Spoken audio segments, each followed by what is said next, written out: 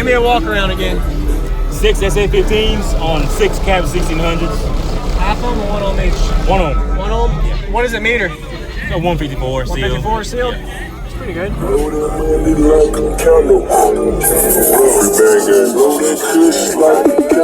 Tell me the specs on this box. It's 1.5 to 1 ratio. Okay.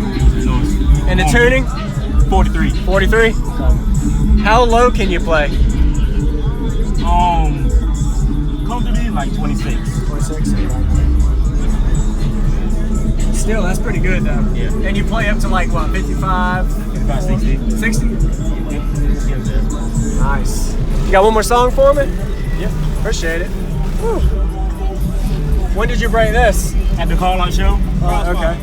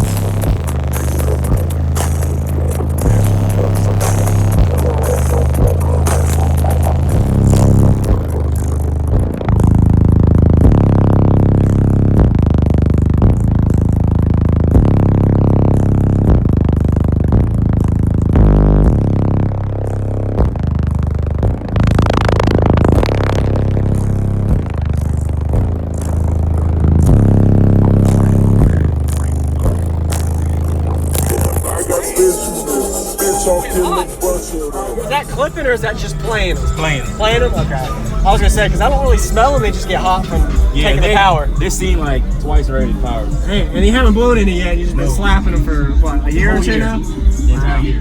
That shows you efficient box.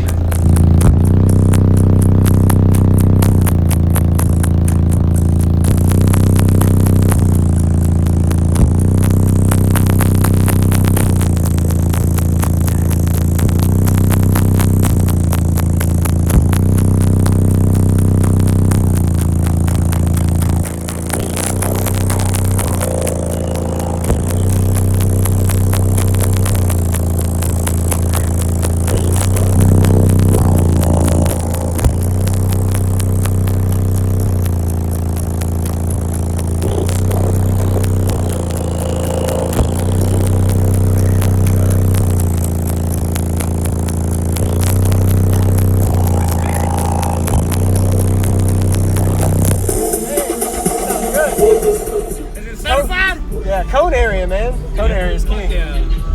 The 615s on low power, it might not seem like low power, but compared to what some people are powers, it's doing about the same as that. So Yeah. You just don't meter well, probably. It's so small, it's a musical build, so it won't meter as good as a bigger Exactly. ratio. Jacob certified now. Yeah, man. I'm gonna check your amps out. All right. Thanks for the demo. No problem, man. Moco? Mocal? Mocal. Yeah. All right. Are you going lithium ever? Probably something out later on next season or something.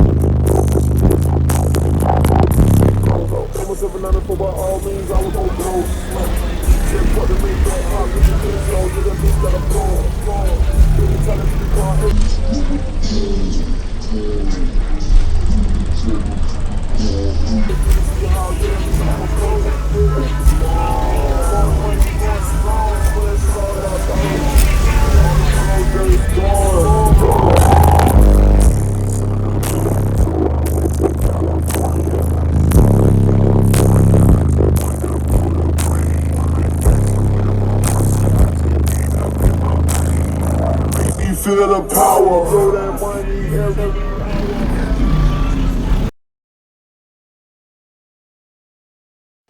What's going on, guys? It's JacobViral, another video of the day. This one was, as y'all saw, the Jeep 6 Sundown 15s on 6 cab 1600s. First off, I always like to say thank y'all for always watching. If you're new to this, I do a video every day with the comments here at the end. And if you haven't already subscribed, be sure to like this, all you subscribers, if y'all haven't already, and comment below for a chance to get a YouTube shout out. So the first thing is YouTube shout out of the day goes to OG Airbender. OG Airbender, he's been subscribed to me for over 5 months. How do I know? I look up comments, and he's been commenting for the past 5 months. He's been giving a lot of good feedback, and basically he likes to see a lot of different cardio setups like a lot of you guys, so I guess that's why y'all are subscribed.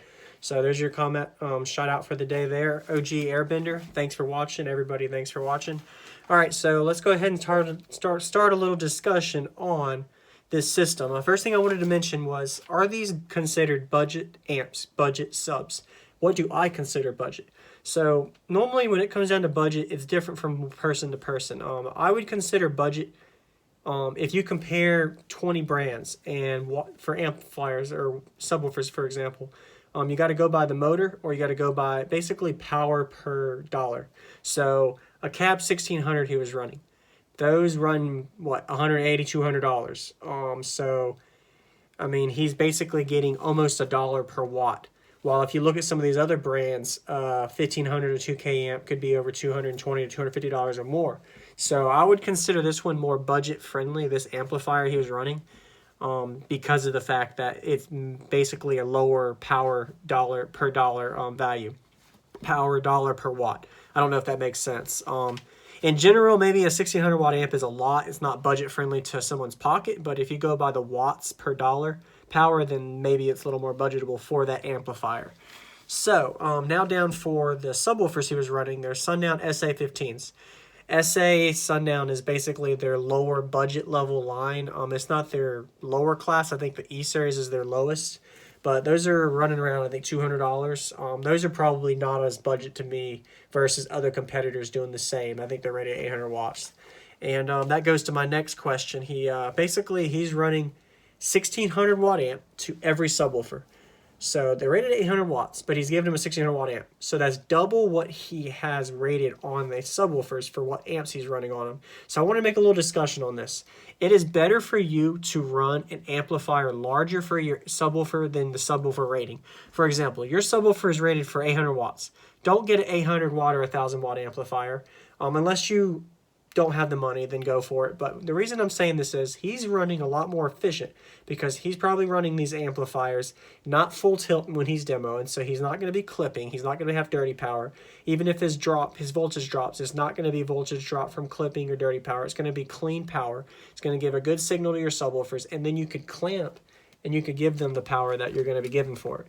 So that gives you a lot more opportunity for you to basically have control of the amount of power you're giving to your subwoofer. While if you get a 1000 watt amp, then you're going to have to max that amplifier out to get the power it needs.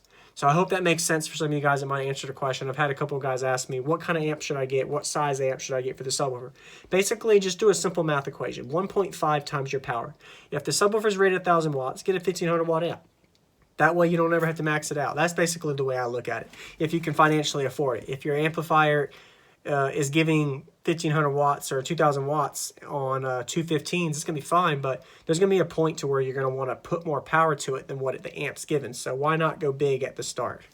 All right, and my last question, discussion for the day is fourth orders. This guy's running a fourth order. Mike McHale is his name, of the 615s. So how do you know it's a fourth order? It has a sealed section in the back, and it has a ported section in the front, as I can use on mine. These are the subs, 415, same as his, but his is 6. You have a rear section. Behind these subs are the sealed section, no port in there, and then you have your port right here. So that's a fourth order. You have a section that's sealed and a section that's ported. Now, why would you want that? The reason you have it, they consider it bandpass boxes because you have 2 frequencies you can control for 2 peaks. You have a low peak and a high peak. The sealed section controls your low peak as well as your cone control, and it can kind of help with the amount of power the subwoofer can handle, as well as give you a low end response, while the ported section is a higher end for the high peak. I don't want to go too long on this video, so I'll appreciate you guys watching. That's all I got for the day. I try not to go past 5 minutes. Any questions y'all got, feel free to ask. Thanks for always watching. OG Airbender, thanks for watching, man. If you want a shout out, just comment and say, hey, give me a shout out with some feedback. All right, guys, JacobViral out.